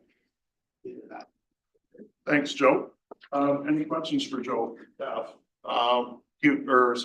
Sandy, go ahead, please. I was pleased to hear, Mr. Chair, that our staff are working with the City of London ecology staff to kind of come up with something in terms of delineating when and how to do a wetland recreation. Because there isn't a lot of data out there, particularly with these smaller ones. And some of the work that I've seen is putting a wetland basically, in somebody's side yard. So the idea of recreating an ecological function seems unlikely. And the only real work that I've seen done by the City of London was the recreation of a wetland at the development at 905 Sarnia Road. That they actually had a requirement where the proponent had to hire the consultants to come in and do 3 years of work of evaluating it. And then a 4th year was actually paid for by Nature London. So there's work to be done to try and ensure that some of the work that the consultants do for the developers is put their feet to the fire to make sure that we're getting no net loss of ecological features or functions required by the province. So if staff don't already have the reports about 905 Sarnia, I've got them. So let me know if you need them. Thanks, Sandy. I guess my supplementary question would be, is this well, for future properties, will the consequence of no pre-consultation, how does that factor into this? That's a question for staff. The fact that there's less pre-consultation when applications are made, is that an unintended consequence of like to Sandy's point about no net loss, or I guess it's more for my own information and edification on the subject? I think I'll start, and I'm looking at Jenna to see if she wants to add in though.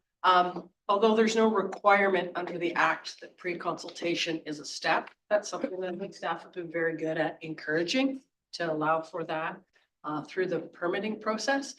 But you have to remember too that many of our applications go through a planning process step first.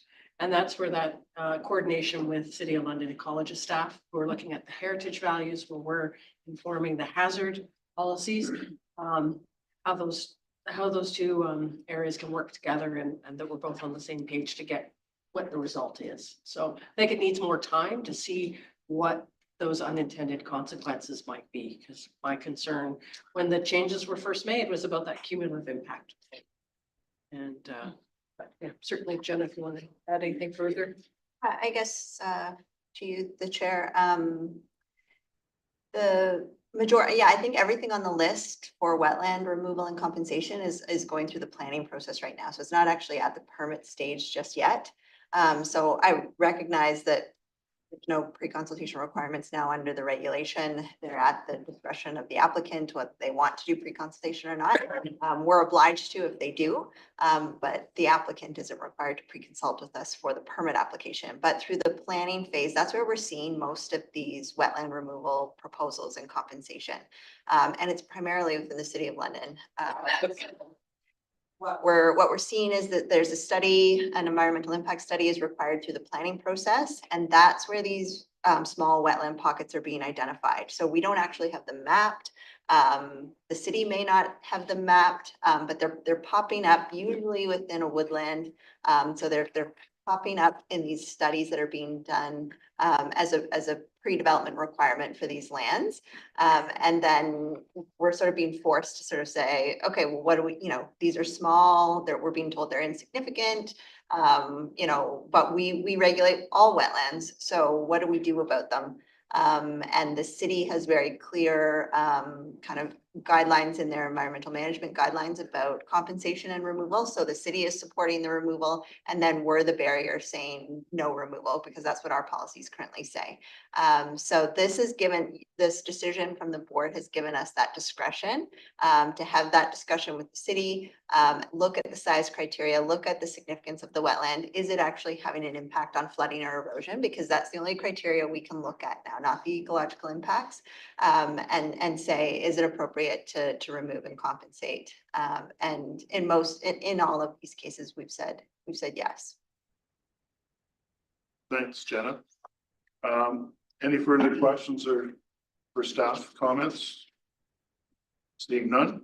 The recommendation before us is that the Board of Directors receive the ARO quarterly report for information. Moved by Tom, seconder. Arch. All those in favor? Opposed, if any? That's carried. Thank you. So moving on to agenda item 8.5, the Thames River Current, March edition. Some excellent coloring here on the cover page. Certainly. You did, Mr. Chair? No, I can't take credit for this one, so.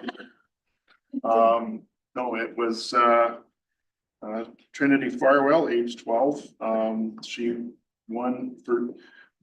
Congratulations to her for winning the Step into Nature art contest. So she's done a fantastic job of doing that, and that adorns the cover page of the Thames River Current. There's articles in here about protecting people and property, source water at the London Farm Show, landowner stewardship, building a bee condo, another exhibit at the London Farm Show, and I just lost my feed on the on there. So okay, this work at Thamesford along the Thames River, park improvements. We've got spring shoulder season starts soon, April 1st to April 30th. The board members have their passes, so they don't have to worry about the emission, but all of our other prospective visitors will need something to that effect starting April 1st, and we're happy to welcome them in to our parking spaces, and lots of other excellent information in the Thames River Current. And also mentioned in here is our landowners workshop that was held last week in St. Mary's. Lots of excellent events there. Appreciate that board member Jim Craigmile was there to welcome the guests to the workshop and promoted the Thames River Current at that event. And thanks to member Hugh McDermott for also attending the workshop. Open the floor to Jim if they had any comments about the workshop. I thought it was well attended, and knowing I was out of my league because I expected with all the talks being more related to farming and being a in-town boy, I actually learned a lot. So I found it very informal, and it was really good. So I have a better appreciation now of when you start talking about phosphorus and all the different things. The drainage was extremely interesting, especially when you get into Tom's area in the Thorndale area, talking about that. So I thought it was very good, very well attended. There was lots of questions. All the little boards that Upper Thames had around the room looked really good. It was well done. There was lots of staff there. There was lots of questions. So I thought it was a very good, informative evening. Thanks, Jim. You, any comments on the workshop? There, no, it was quite interesting. Glad to see there was a lot of people out. Jim did an excellent job of starting the meeting, and we'll see if I can make it next year. Okay, thanks, Hugh. Yeah, so I think I had the privilege of attending as well and observing, and I think my head count was at least 50 plus people plus staff there engaged in the event. We had very good speakers on phosphorus reduction, drainage practices, cover crops, the work done historically and currently on the Avon River subwatershed. And as Jim pointed out, it was a very educational and informative event, and a really good opportunity for people to see what the Conservation Authority does in the broadest sense. It's not all about rules and regulations and the technical side of things from that perspective, but it covers other technical matters in terms of stewardship and environmental protection and preservation. And it was very well attended, very well attended, very well received by the audience. And yeah, we look forward to do the workshop again in 2026. Tracy, did you have anything further to add on that, or? No, I've just echoed the same comments and appreciate the attendance for our members. Staff really appreciate that, and again, it highlights the value of the programming that we're offering to our rural residents, which is our huge areas of our watershed. So recognize it's in the town, but it really drew landowners from across the watershed. Okay, thanks, Tracy. Any questions on the Thames River current? Seeing none, okay. A recommendation that the board of directors receive the report for information. Moved by Tom, second by Paul. All those in favor? That's carried. Thank you. That's section 9, reports, committee updates, finance and audit committee meeting, no report there. I assume we're meeting after the April meeting to receive the audit report. Yes, that's, thanks Andy for that reminder. Our next meeting of that committee will follow the April board meeting. 9.2 hearing committee, nothing to report there. Thanks for staff dealing with some issues that we didn't have to deal with. I believe that we had at our last meeting, we had agreed on the meeting schedule. So item 10, notices of motion for next meeting. So call the question, does anyone have a motion to bring to the floor for a future meeting? Around the room, online, nobody online? No, okay, thank you. Here's comments. So I guess I've touched on already the landowner workshop highlights. And again, I can't emphasize this enough, the importance. And I have to thank staff as well for the excellent work that they've done. Continental's group on an excellent workshop, excellent line of speakers, good educational exhibits for the attendees to engage in before and after the workshop.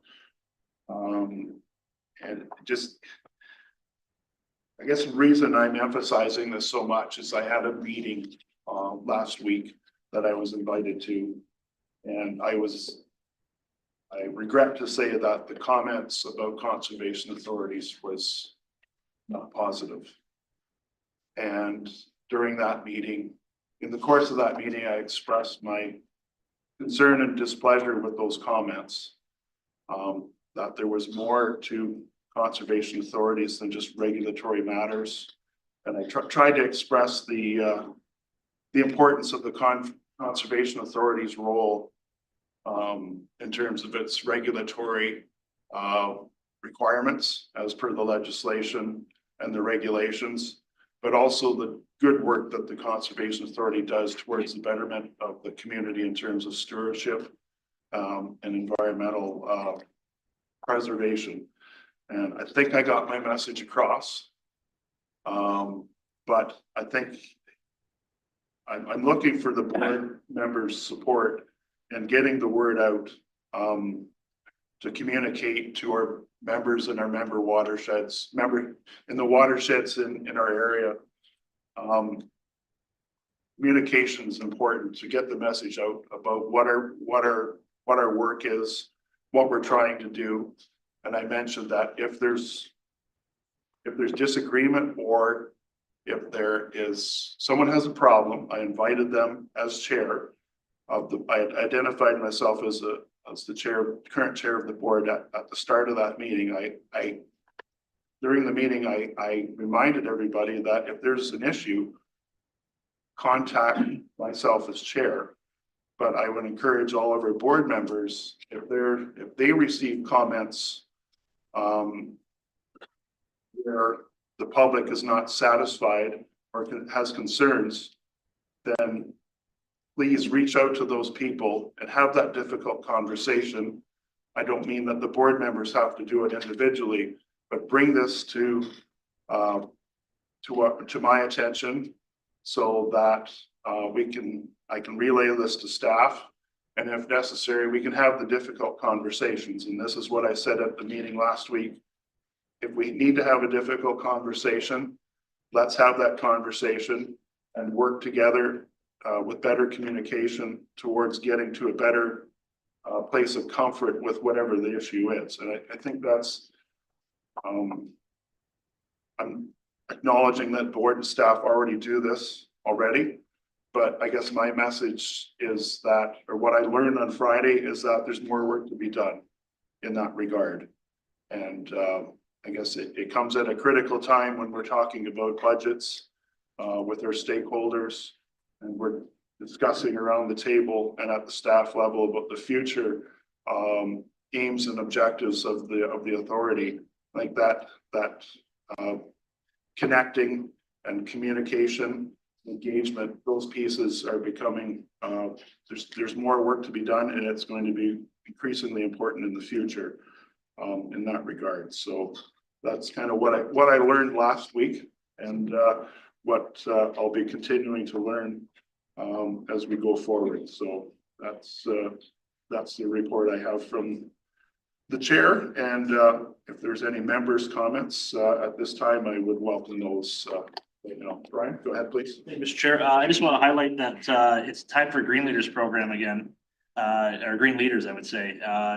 And certainly if you're not aware of that, I was exposed to it being chair. I got to go to, they brought all the Green Leaders, these are school programs where they do projects, and they brought them to Bresa College, I think it was last time. And, they got to present, and these kids are amazing. They put a lot of work into this. So I was contacted by our local St. Jude school, which are doing a project. And so if you have the opportunity, I don't know if staff can get that information about what schools in the area are. If you, it would mean a lot as board members as well, these kids to reach out and give them a hand, and maybe, especially in your elected role as well. One of the things I encouraged last year with the kids was don't just stop an idea, go make your council do something. And we love to see it at council. So these kids are amazing. It's amazing you put a problem from them. They don't like, oh, we can't do that, or this doesn't work. It's they find a way to do it. So look forward to supporting that, and just wanted to highlight that that's an ongoing program that's happening right now. Thanks, Brian. Jim, go ahead, please. Thank you, Mr. Chair. I understand exactly what you said. However, I'd also like to say that I've noticed vast changes in the last year. So I'll even go back in the last month. Last month in the town of St. Mary's, the planning department put on a planning 101 just to keep everybody up to date, especially the builders and everybody else, of all the changes that have gone on in the planning and the timelines and things like that. And 3 staff members from Upper Thames, I think they're from Jenna's area. And it was valuable having them there to be able to answer those questions and help out. So that's in the last month, and also in the last month it's happened, but something that happened in the town of St. Mary's, which I got very positive accolades from the mayor and the CAO and a couple other members of council, was we're thinking about, everybody knows the issues with tennis and pickleball. So we currently have some tennis courts that are very close to the Thames River, and pickleball has a noise issue and whatnot. And one of the thoughts was maybe expanding that out closer to the Thames River, and there's a trail system, everything there. And of course, this could take years, and for a short-term solution. Anyways, the CAO contacted somebody from Jenna's group, might have been Jenna, I'm not even sure. But within a couple of weeks, there was something already formulated from that preliminary discussions that it's not impossible and extremely positive. Something that you would have thought might have taken years was kind of initiated and got some real positive comments in like 2 weeks, which I think those are the things that really drive forward that attitude of everybody has from years ago of Upper Thames that you're speaking of. So thank you, Jenna. Thank you to your staff. Make sure you say that to them. Thanks, Jim, for bringing that forward. And yeah, we appreciate that's the kind of feedback that's valuable, and it's good to see that, like I said, that engagement and interaction and collaboration is taking hold there. So that's very good. Sandy, go ahead, please. Yeah, building on that relationship piece. So One of the challenges I see from time to time continues to be with the City of London. And both the council and staff. Maybe it's something you can bring up with the mayor in particular is staff reports that relate to the Upper Thames are shown to Upper Thames staff before they're presented to the council or the committee of council. When a report relating to the flood standard that we use caused a member of the committee to criticize us for using a different standard than the GTA, but that none of the staff piped up to say, well, actually, it's a lower standard than the GTA. It's not a higher standard, which was the immediate jump from the member of staff, member of council. So maybe that's something to talk about with, chair to mayor kind of conversations, because senior staff know it. They're not saying it at the meetings.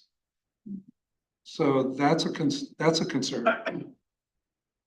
Anyway, the other thing though is a piece of good news. The most recent issue of the Ontario Nature magazine highlights the work of our aquatic ecologist, Erin Carroll, and her work on a fisheries matter in the watershed, a 3-year survey supported by Fisheries and Oceans Canada on a sucker species of fish that's threatened, but its intolerance of poor water quality makes it an indicator species for the health of the watershed. So it's really neat to actually see in a magazine that covers the province recognition of the work that our staff are doing in aquatic health. Thanks, Sandy. Yeah, I guess I'll just touch on your remarks on the City of London. Past Chair Petrie and I, in a previous discussion earlier this year with the mayor, our conversation did touch on some of these points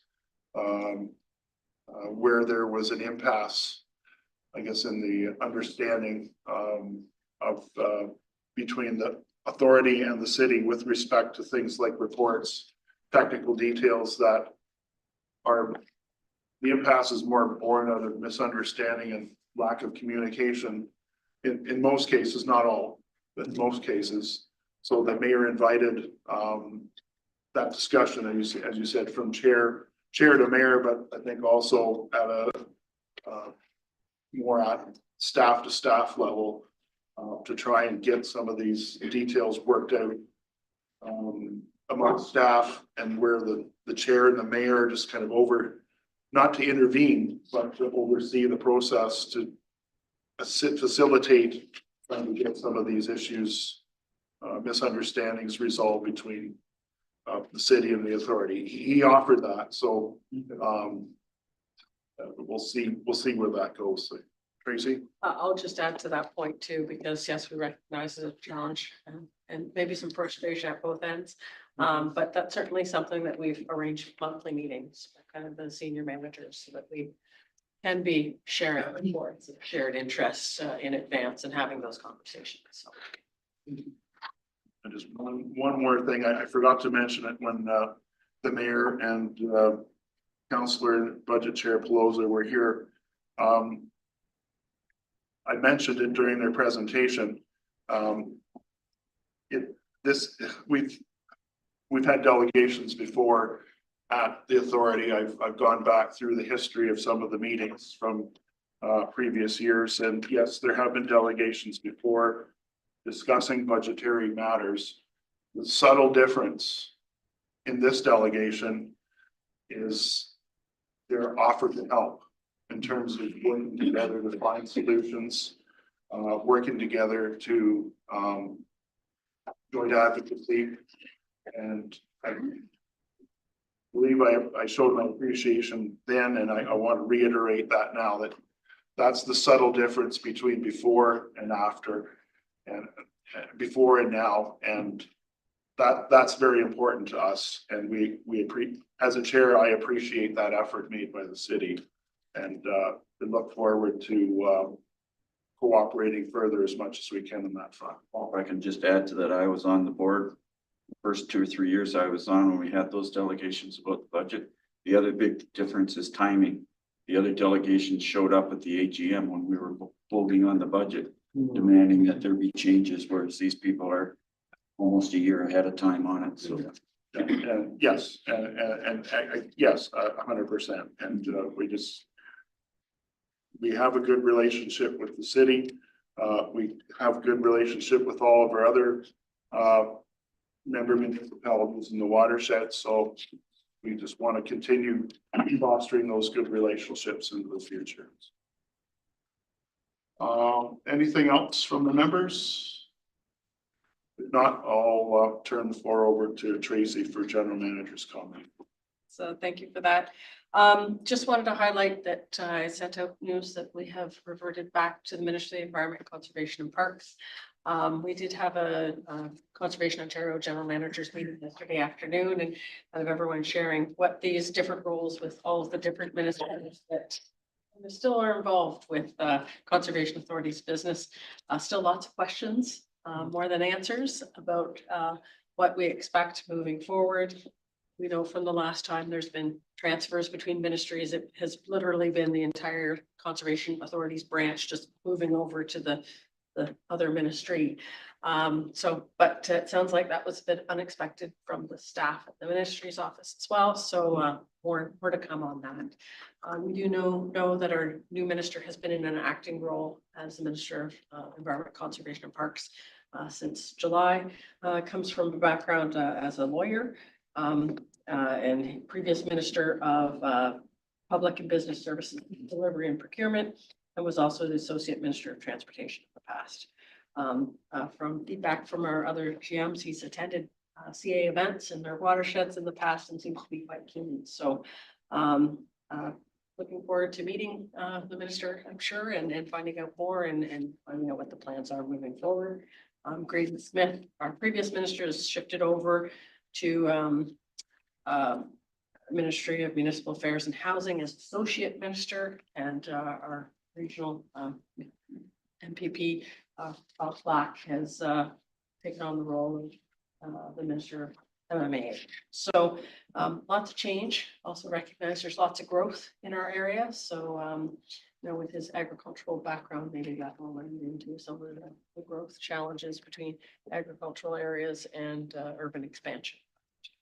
Again, just crystal balling at this point, and we'll be reporting that as we hear.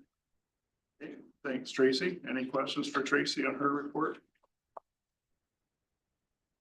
Seeing none. Okay, so we're on to our last item. Number 14 for adjournment at 12:27. Mover and seconder. Tom. Arch. We're adjourned. Thank you, everybody.